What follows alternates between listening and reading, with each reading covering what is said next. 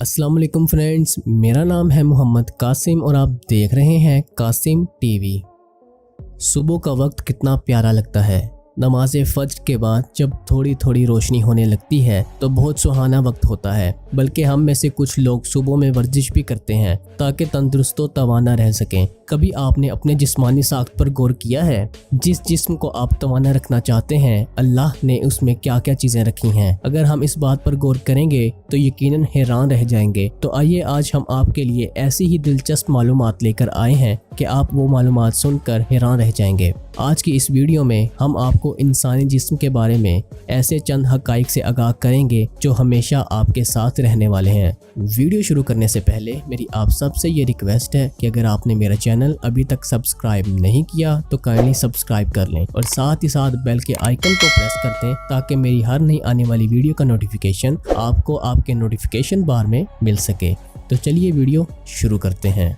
जैसा कि आप सब ये बात जानते हैं कि देखने की सलाहियत अल्लाह की कितनी बड़ी नेमत है, आज हम आपको इस आँख के बारे में कुछ हक़ाइक़ से आगाह करेंगे कि आप जानते हैं जो इंसान की इजाद कैमरा है उसके कितने मेगापिक्सल्स होते हैं, यानी कि उसकी हद कितने मेगापिक्सल्स है। जी हाँ, उसकी हद 200 मेगापिक्सल्स है। और इसी के साथ अगर आप इंसानी आँख की रेजोल्यूशन के बारे में जानना चाहें तो आपको यकीनन हैरानी होगी कि इंसानी आँख की रेजोल्यूशन 576 मेगापिक्सल होती है, जो कि मौजूदा किसी भी कैमरे की रेजोल्यूशन से कई ज़्यादा है। आपने स्पेशल पर्सन्स के बारे में तो ज़रूर सुना होगा। ऐसे लोग जो पैदाइशी माजूर होते हैं या उनको ज़िंदगी में कोई ऐसा हादसा पेश आता है कि जिसकी वजह से माजूरी उनके मुकद्दर में आ बैठती है। अगर इंसान अच्छे से चल फिर सकता है तो ये अल्लाह की बहुत बड़ी नेमत है और हमें हमेशा अल्लाह का शुक्र अदा करना चाहिए। क्या आप जानते हैं कि एक बालिग इंसान सिर्फ एक कदम उठाने के लिए अपने कितने मसल्स का इस्तेमाल करता है? अगर आप जानते हैं कि एक बालिग इंसान कितने मसल्स का इस्तेमाल करता है तो अपना जवाब कमेंट बॉक्स में ज़रूर बताइएगा। एक बालिग इंसान सिर्फ एक कदम उठाने के लिए 200 मसल्स का इस्तेमाल करता है। कॉर्निया जिस्म का वो हिस्सा है जिसमें बराह रास्त खून की रगें नहीं होती, इसलिए इसे बराह रास्त हवा से ऑक्सीजन की खासी मिकदार हासिल हो जाती है। जब हम खुराक हासिल करते हैं तो वो खुराक हमारे मैदे में चले जाती है और वहाँ पर उसको हजम होने के लिए डाइजेस्टिव एंजाइम्स की ज़रूरत पड़ती है। ये एंजाइम्स और एसिड्स खुराक को हजम करने में मदद करते हैं। मैदे का तेज़ाब इस हद ताकतवर होता है कि धात को तहलील करने की सलाहियत रखता है। क्या आप इस बात से वाकिफ़ हैं? हड्डियों और दीगर अज़ा के बरक्स हमारे दांत जिस्म का वो वाहिद हिस्सा है जो खुद को ठीक और मरम्मत नहीं कर सकते। इंसानी हड्डियां इंतहाई मजबूत हैं और ये स्टील या कंक्रीट से ज़्यादा मजबूत होती हैं।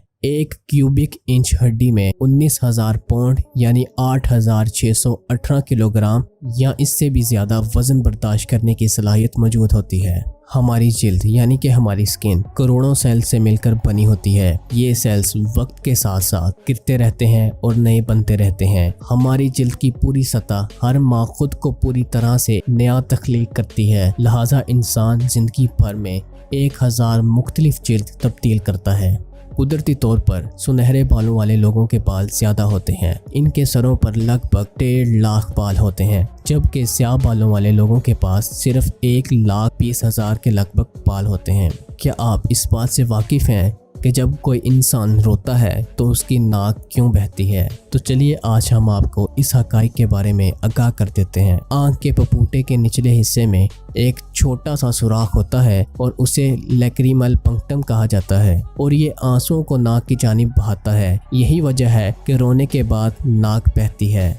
आई होप फ्रेंड्स कि मेरी आज की इन्फॉर्मेशन से रिलेटेड वीडियो आपको ज़रूर पसंद आई होगी। अगर आपको ये मेरी वीडियो पसंद आई है तो मेरे चैनल को सब्सक्राइब करें, इस वीडियो को लाइक करें और शेयर करें। मिलते हैं आपसे नेक्स्ट वीडियो में, तब तक के लिए अल्लाह हाफिज़।